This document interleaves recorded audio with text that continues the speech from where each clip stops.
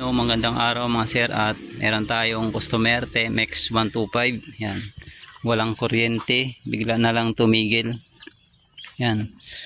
Ito yung kanyang high tension wire. Tinanggal na nila yung kanyang kwako. Testing natin kung anong magiging problema. Naging problema niya. Check natin. May push button to, may battery. Check natin kung may kuryente. Yan. Wait lang. Tingnan natin kung may kuryente yung kanyang high tension wire. Tingnan. Parang pumipitik na kuryente. Ayan. Mahina lang. Napakahina. Sige pa. Ito man. Isa ba? Napakahina. At saka dati hard starting daw. Check natin yung kanyang primary dito sa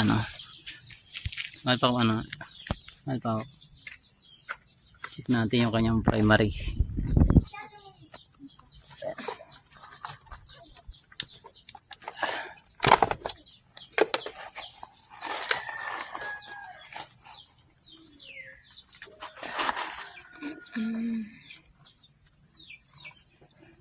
Ito yung kanyang primary, yung black with red. Yan, galing stator.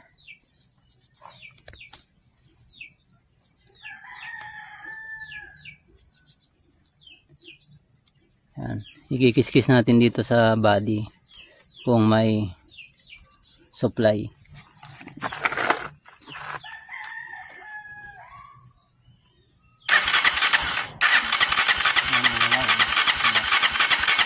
Walang spark.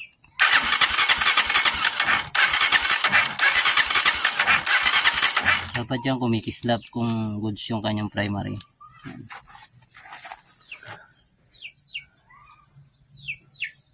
Ang gagawin natin dito, convert natin yung kanyang CDI. Kasi yung CDI ng TMX 125 primary type, convert natin sa battery operated or 4-pin CDI.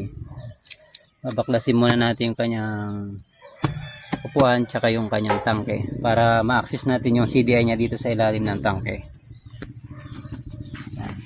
Boss, tanggalin ko muna yung upuan at tsaka yung tangke para makita natin yung kanyang CDI dito. Battery operated natin siya, convert sa 4-pin CDI para lumakas yung kanyang kuryente na lalabas dito sa high tension wire. Yan mga boss, baklasin muna natin kanyang upuan at saka tangke. Yan mga sir, at natanggalan natin yung kanyang upuan at saka yung tangke. Ito yung kanyang stock na CDI. Yan, 6-pin itong kanyang CDI.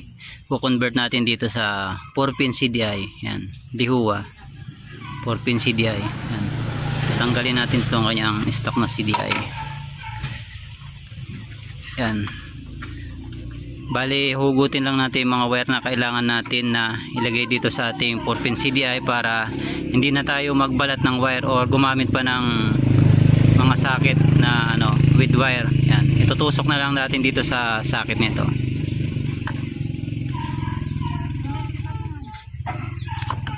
Yan, ito lang kailangan natin. Ta-transfer natin yung kailangan nating wire na 4 wires na ilalagay natin dito sa socket na to para ma-convert natin sa 4-pin CDI. Mga sir, at ita-transfer ko muna para mabilis tayo mga sir. Yan mga sir, ito yung kanyang stock socket na CDI. Yan, 4-pin, dalawa dito sa malaki. Yan, share ko lamang sa inyo yung color coding nitong CDI nitong TMX 125. Ito yung kanyang stock na CDI. Yan, share ko lamang yung wire color coding nitong mga wire sa kanyang stock na CDI. Yan, dito mapapansin nyo sa malaking socket may 2 wires. Yan, yung red with black. Itong red with black, ito yung supply ng CDI. Ito yung supply ng CDI dito galing sa kanyang stator. Ito, yan, yan, galing sa stator papunta dito sa socket na to. Ito yung nagsusupply sa ating CDI. Yan, primary type.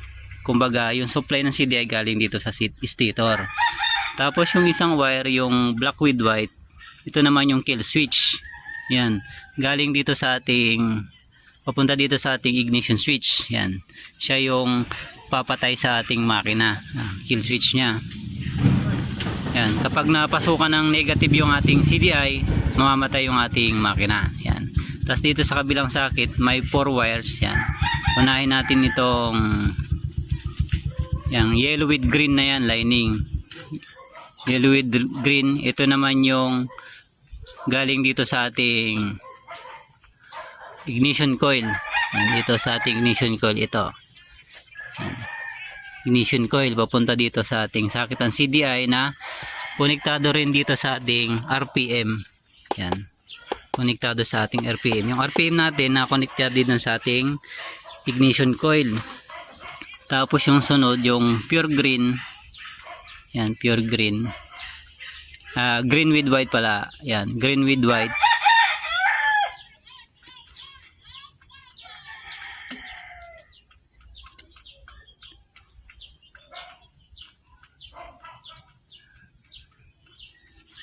Hindi na makita. Yan, yung green with white. Ito naman yung negative ng ating pulser. Negative ng ating pulser. Tapos yung pure green, ito yung negative ng ating CDI. Yan, itong green with white galing din dito sa ating stator. Yan, ito, kanyang pulser. Yan. Negative ng ating pulser. Tapos yung blue with white, nakikita nyo, blue with white, ito naman yung positive ng ating pulser. Dito rin siya galing, ito. Yan. Dito sa ating galing stator, yan, blue with yellow siya. Pagdating din dito, yan, naka blue with white na siya. Yan. Tatanggalin natin mga yan at ilalagay natin dito sa socket para plug and play lang siya. Lalagyan muna natin. Yan mga boss, at naisalpak na natin yung socket para sa ating 4-pin CDI. Yan. Ang mga ginamit nating wire, yan, ay yung yellow with green. Ito yun sa ating ignition coil. Tapos yun dito, ito naman yung sa ating pulser. Tapos dito sa baba, pinagsama natin yung green, yung pure green at saka green with white, kasi same silang negative. Pagsasamahin nyo na sila, tapos dito natin siya ilalagay sa baba. Tapos yung black with red, yan, itong black with red na to, ito naman yung magiging supply natin sa CDI. Yan, i-convert natin to sa battery operated. Yan mga itong black with red na yan. Yan, dito na tayo mga boss. Ito yung ating primary, di ba? Sa baba, magkarugtong dito yan. Magkarugtong silang dalawa. Ito at saka ito. Tinanggal natin yung galing sa taas. Tapos, nilagyan natin ng wire. Kinunik natin sa ating accessories wire para magiging battery operated na yung ating CDI. Yan mga sir. Titesting muna natin. Sasalpak natin yung kanyang CDI.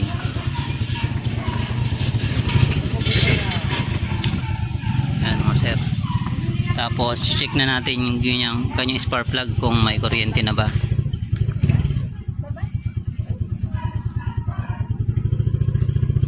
Yan mga sir. Kita nyo mga sir. Yan, pumipitik na. Pumipitik na yung kanyang kuryente.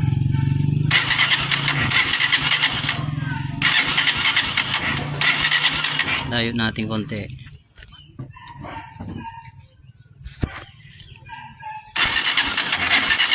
Yan, tumatalong-talong pa nga.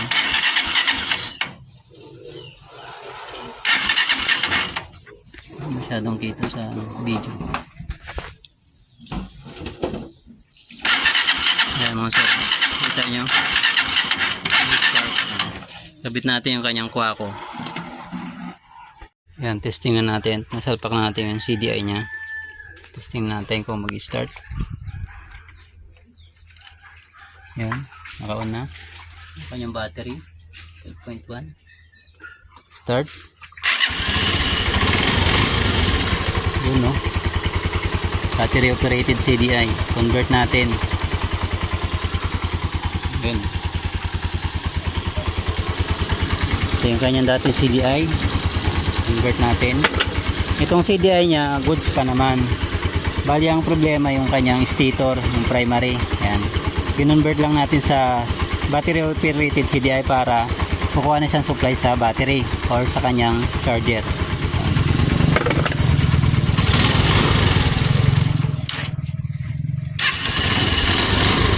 Click.